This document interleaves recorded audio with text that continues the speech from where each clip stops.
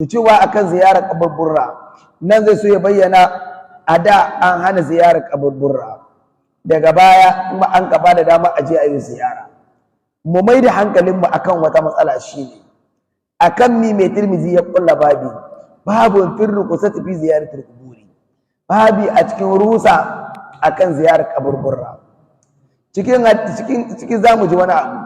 حدثنا محمد بن بشار ومحمود بن غيلان والحسن بن علي الخلال قالوا دكان سنتي حدثنا ابو عاصم النبيل حدثنا سبيان عن القمة ابن مرسل عن سليمان بن بريدة عن سليمان بن بريدة عن أبيه بريدة كنا قال رسول الله صلى الله عليه وسلم منظم الله صلى الله عليه وسلم ياتي قد كنتم نهيتكم عن زيارة القبور حقيقة ناقصا شينا هنيكم زيارة قبر برا نكوة ناتك أزو فقد أذن لمحمد في زيارة قبر أمه أما أنبان داما واتنغا النبي محمد صلى الله عليه وسلم yana nufin shi inda rasulullahi yace an bani dama fi an bashi dama fi ziyarati qabri ummihi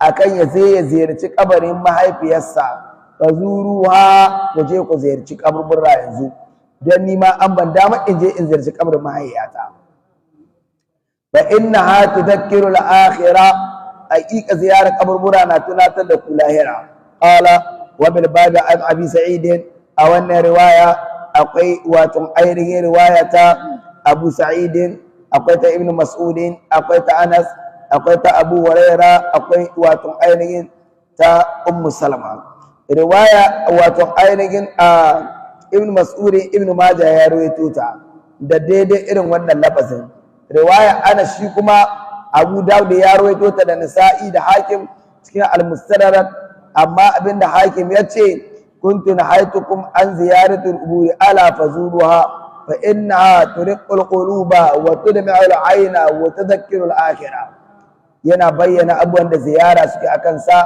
wato ainihin yadda zuciya za ta kasance da yadda idanuwa za su hawaye akan ganin wanda annan kai ma za ka koma haka da kuma yadda za ta tuna ma da lahira.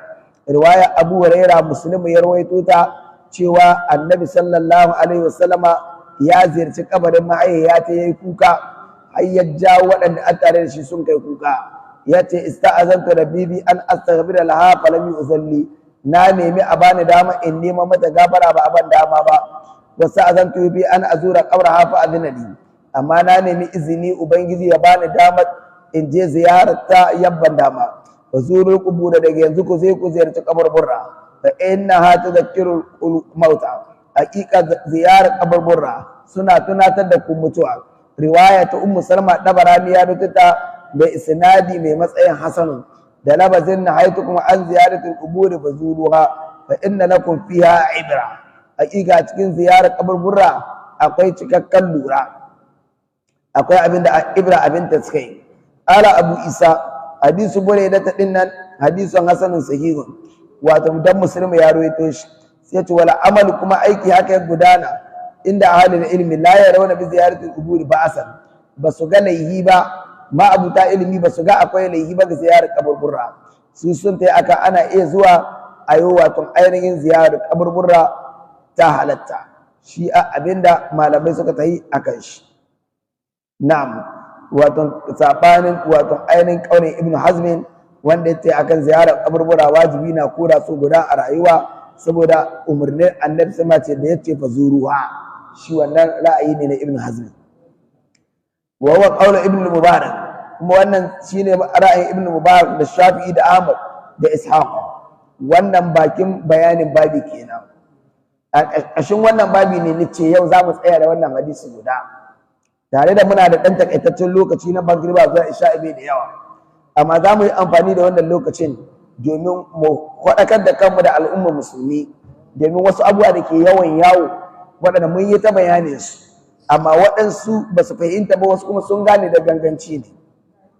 Wani irin matsala ce shi dai mai Tirmidhi da ya kula babi bai yi babi akan uwa mahaifiyar iyayen annabi sallama ƴan wuta ne ba, bai kulla babi akan haka ba. Mai Buhari bai kulla babi akan uwayen manzon Allah ƴan wuta ne ba. Mai Muslimi bai kulla babi akan uwayen manzon Allah ƴan wuta ne ba. Mai Tirmidhi bai kulla babi akan haka ba. Da yawa dai malaman hadisi ba su babi ba waɗanda sun ga kulla babi akan cewa iyayen annabi sallallahu alaihi wasallama ƴan wuta ne, ba su yi akan wannan ba. Sannan kuma dukkanin malamai na addinin musulunci suna iyakacin ƙoƙarinsu da takatsantsan wajen wato ambatat annabi sallallahu alaihi wasallama da abin da ka iya zama aibi ga annabi sallallahu alaihi wasallam, saboda duk abin da ka cuta ma wani wato wani mutum to ba a son wannan abin ka ambaci manzon Allah sallama da shi. Annabi sallallahu alaihi wasallama a da Abu Jahali ɗansa Ikirama, saboda Ikirama an ka hana ambatat wato waɗansu abubuwa na Abu Jahali saboda ɗan shi ne kuma ya musulunta. Ha annabi sallallahu alaihi wasallam yake magana la tasubbul amwat fa tu'zul ahya, waɗanda suka rasu ko masu laihi ne kaku kama zage su don za ku cuta ma masu rai suwaye waɗanda ajinin su dangin su za su ji ciwo akan abin da ake kiran ma iyayensu ko da kaddara Allah ta kaddare su ba zama na kwarai ba. Manzo Allah ya ce kada yi. To yanzu har in akwai irin wannan hadisi kuma sahihi, ya za a yi mutum wanda ka ganin kai ne musulmi mai hankali mai wayo har ya ga shi malami ne ko mai da'awa ya miƙe don ɗaya ɓata ma musulmi da musulunci rayuwa, don ɗaya ya ɓata ma masoya manzon Allah rayuwa, don ɗaya ko da annabi salsama na nan da rayuwa ta duniya ba ta barzahu ba kenan ya cuta mu manzon Allah ko sabon manzon Allah, mutum ya miƙe a wurin wa'azin shi yana cewa uwayen annabi sallallahu alaihi wasallam ƴan wuta ne, a ce ma ƴan annabi sallallahu alaihi wasallam ɗan wuta ne ko mahaifiyar manzon Allah ƴan wuta ce. Wannan kalima yau ko an ce haka ne to da wani irin farin ciki za kai? Shinkawa ɗaya kana don ka ji daɗi, ka ji daɗi da iyayen annabi ƴan wuta ne naka ƴan aljanna, ko ka ji daɗi mu da mahaifiyar annabi ƴan wuta ce taka ƴan aljanna, ko ka faɗi haka ne don ka ɓata ma musulmi rayuwa har in annabi ya hana a ambata su Abu Jahal da miyagun abubuwa kada a ɓata ma ƴaƴansu su Ikrama rayuwa tare da kowa ya san Abu Jahal ɗan wuta ne, mai manzon Allah ne, fir'aunan zamanin manzon Allah ne, amma aka hana. To amma a zamanin yanzu sai a gona ya miƙe ƙarara yana cewa iyayen annabi ƴan wuta ne, yana dariya yana jin daɗi. Kuma shi wannan malamin da ya wannan riwaya hadis ya shi kwata-kwata bai ma kawo maganar mahaifiyar manzon Allah ya wuta bace, kuma bai ma yi maganar mahaifiyar annabi ba. Daidai da wacce riwaya da cewa na nemi a bani dama na in je in wa mahaifiyata neman gafara irin wanda annabi Ibrahim alaihi salam misali ya abin ga akan babanai, sai dai al ya ce amma ba a bani dama ba. Nace to a bani dama in je in ziyarce ta, an ka ce an bani dama in je in ziyarce ta. Don Allah cikin hadisin ga akwai cewa mahaifiyar annabi kahira ce. Mu dawo a dibi zahirin hadisi ba wai sai an yi tawili ba. Cikin hadisin ga an bayyana haka, wannan hadisi bai bayyana haka ba, wannan hadisi bai bayyana haka ba. Bayan haka hadisi na biyu wanda suka rikici kanshi, hadisin Muslim shi ma babu cikin Buhari, wanda wani mutum ya zo jan annabi sallallahu alaihi wasallam. Bayan ya zo jan annabi sallallahu alaihi wasallam ya tambaye manzon Allah akan iyayen shi. To bayan annabi ya tambaye manzon Allah, manzon Allah ya gaya masa wato mahaifinsa dan wuta ne, rayuwar shi ta ɓaci har ya ta annabi ce ya dawo, an ka dawo mai da shi. Sai ce mai da nawa mahaifi da naka finnari. Malamai waɗannan hadisi Muslim kaɗai ya rawaito shi, kuma da Muslim ya rawaito hadisin nan Hammadu da a ciki an sabitin matsala gare shi, kuma an san cikin Buhari da Muslim an yi musu naƙadin hadisai, kuma wanga hadisi na cikin wanda an kai musu naƙadi. Sannan wanga hadisi ba mutawatiri bane, ba qidi bane. Mutanen nan ya kamata su san ba suna magana da jahilai ba, la fahara suna da magana da waɗanda adda idanu buɗe kuma sun ka san abin da suka yi. Malaman addinin musulunci ake magana da su, waɗanda sun yi rubuce-rubuce akan waɗannan matsaloli. sannan wannan hadisi ƙwara guda na Muslim da ya zo duk inda ya taɓo ba mutawatiri ba ne. Abin ban mamaki, akwai wata ƙa'ida ta ilimin hadisi, muƙaddar hadisin ya inganta bai da illa, annabi ya ce abi wa abaka, ya ce abi wa ummi, nan bai kawo illa ta ciki ba. Muƙaddar ta can ya ce abi, muƙaddar ta wanga ya ce ba a ba shi damar ya je ziyarar illa ta ba, mun ji biyu. Amma babu ƙwara guda wanda ya ce kayan raini. To mun ji duk a tattaro su hadisan biyu da duk ɗurkuɗinsu hadisai na waɗanda yake kowane su yi fidu zanna wala yi fidu ilmin addaruri. Ina son ɗalibai abokan karatu mu mai da hankalinmu. Wannan tafiya tamu yanzu ba alfahari ba, ta zaƙwalo duk wani mutum mai kallon ya yi karatu shi shigo shi taɓa annabi sallallahu alaihi wasallam ko sahabban shi, ko ya taɓa waliyai ko bayan Allah, billahi allazi la ilaha illa huwa ba za mu sake taka mai birki ba. Motar mu bata da birki wallahi innallahi. Za mu bi shi mu cimmai ta kunta mu tunkuɗe shi mu wuce. Sai kan an ji na yin magana akan shahwas safa, babu hadisi ko ƙwara guda ingantacce zuwa ga manzon Allah. In wani ya ce akwai ingantacce muna jira. To wannan hadisai guda biyu kowane su yufidul ilma azzanni wala yufidul ilma daruri. Babu wanda ke amfana da ilimi daruri, babu ƙiɗiɗi ciki.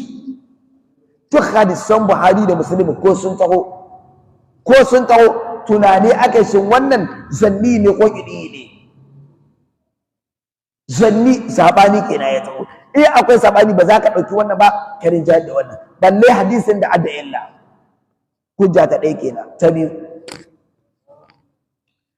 komi ingancin hadisi ko Buhari Muslim sun rawaito shi, ko malamai masu istirakin Buhari da Muslim irin su Hakim, ko malaman da ke kawo hadisai su ce ba su kawo hadisai ingantacce irin su Ibn Abi Hatim, irin da Sura Bazzaru da makamantansu, ko sun rawaito shi, ko malamai masu istigirajin Buhari da Muslim sun rawaito shi, ko malamai masu rubutu akan wato Hissan su ma sun rawaito shi. Kai ko da hadisin nan ya kai matsayin mutawatiri kuma duk wuraren da an rawaito shi akwai ka'ida. In ya saba ma ayar Alƙur'ani mai girma to ba aiki da shi. Hadisi ya kai aya.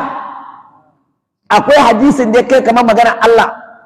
Mutanen da ke ce ma iyayen annabi an wuta ba su da imani a zuciyarsu, ba su da tausayin al'ummar musulmi, kada su faɗi al'ummar musulmi da bakin ciki, ba su da ilimin bincike, ko jahilci ya yawa ko ba tsoron Allah. Yanzu ka ɗauko hadisi ka ce ma iyayen annabi ‘yan wuta ne, ga ayoyin alƙur'ani sun tabbatar da ba ‘yan wuta ba ne, ka aje alƙur'ani ka ɗau hadisi ko ya inganta ka saba. Hadisi ya kai kamar ayat Qur'ani, dalilai kamar haka. Abdullahi da ya haifi annabi sallallahu alaihi wasallam ba a taɓa rawaito wani hadisi ba ko da da ifi cewa Abdullahi baban manzon Allah ya bar duniya yana bautar gumaka, babu shi. Ba a taɓa rawaito hadisi cewa Abdullahi zamanin annabi Isa an kai shi ba, kowa ya san ba haka bane. Tsakanin annabi Isa da aiko annabi sallallahu alaihi wasallam alal aqal an samu shekara wajen 600. Babu hadisin cewa annabi sallallahu alaihi wasallam ya iske Abdullahi raye har ya zo ya kiraye bai karɓi musulunci ba, ko da manzon Allah na cikin Amina Abdullahi ya rasu. Ba hawa waye muke ba, da hankalinmu da wayenmu, kuma masoya manzon Allah muke, masoya iyayen manzon Allah da iyalan gidansa da sahabban shi muke. Sannan kuma mahaifiyar annabi sallallahu alaihi wasallama manzon Allah na ɗan ƙarami tabbar duniya, ba a aiko shi a matsayin annabi manzo ba, ya iske ta ya kira ta bata bi shi ba. annabi Ibrahim alaihi salamu ko da an ɗau ƙaulin da ya ce mahaihi ne na, ai annabi Ibrahim ya zamani guda da annabi da mahaifin shi, kuma ya kira mahaifin shi bai bi ba, to shi annabi wa mahaifinsa ya rasu ba a yi ba. To wani annabi na an ka aiko ma Abdullahi a faɗa mu da sunan annabi, mun dai san annabi mahaifin manzon Allah ba nasare bane, ba a aiko annabi Isa inda yake ba. Mahaifin manzon Allah hashimi ne, ƙwarshiyun ne, ko ba nasare na ko nasara na. To annabi Isa ga Qurayshawa Hashimawa an ka aiko shi, ba gare su an ka aiko shi ba, annabi sallallahu alaihi wasallam an ka aiko shi gare su. To kuma mahaifin manzon Allah tabbar duniya ba aiko mata annabi ba. To duk ayoyin Qur'ani sun tabbatar da cewa Allah baiwa al'umma azaba matsawar bai aiko musu manzo ba, bai musu azaba da nassin Qur'ani. Yau a garin Qur'ani za mu karantawa ayoyin Qur'ani, ba mu ma shigo hadisai sai in akwai lokaci, da ayoyi za mu magana. Ka san wanda ya dogara da wani hadisi shi koma can gehe mai juha da shi. Ana magana alqur'ani kana dauko mana hadisin da adda illa, ana magana Allah ya ce, kana magana wane ya ce annabi ya ce, kuma hadisin ga an ce yana da illa. Sannan ko bai da illa ana hada shi da magana Allah, don ɗere a ce zarahin manzon Allah da iyalan gidan shi.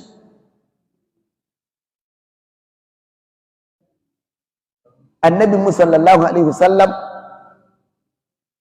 Allah bai aiko ma Abdullahi da Amina wani annabi manzo ba, sun ka kira su ba su yi imani ba, Allah bai aiko su. Kaɗan daga cikin ayoyi waɗanda za mu karanta akwai a cikin suratul Isra'i aya ta 15. Allah subhanahu wata'ala yana cewa wa ma kunna mu'adhibina hatta nab'asa rasula, ba mu kasance masu wa al'umma azaba ba sai mu aiko musu manzo. To anan za mu yi tambaya, wani manzo ne an ka aiko mai yayin annabi? Ashe cin hadisin nan da ya ce ba a ba shi dama yi mata istighfari ba, ala mashi'atin lahi, za a bar iyayen annabi akan mashi'a ta Allah. To kuma ga hadisai sun inganta, za mu zo da su in lokaci ya kawo, waɗanda Tirmidhi ya roƙo su, waɗanda shi kansa Ibn Kasir ya roƙo su kuma ya inganta su, Qurtubi ya roƙo su ya inganta su, Tabarani ya roƙo su ya inganta su, Tabari ya roƙo su ya inganta su, Hakim ya roƙo su ya inganta su, Mudani da Abu Dawud ya roƙo su ya inganta su, Ibn Abi Shayba ya roƙo